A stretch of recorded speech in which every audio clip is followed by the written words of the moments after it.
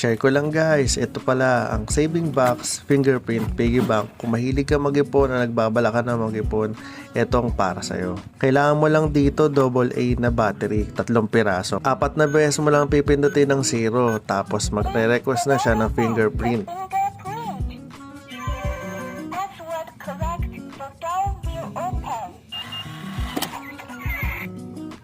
May free stickers na rin siya para magkaroon ng design yung saving box.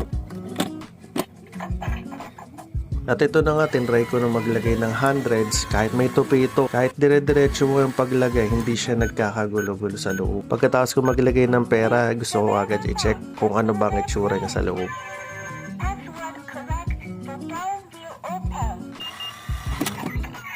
At ayun nga guys, ang ganda ng paglalagay. Pwede rin to sa mga coins. Diyan lang sa taas din ilalagay sa butas.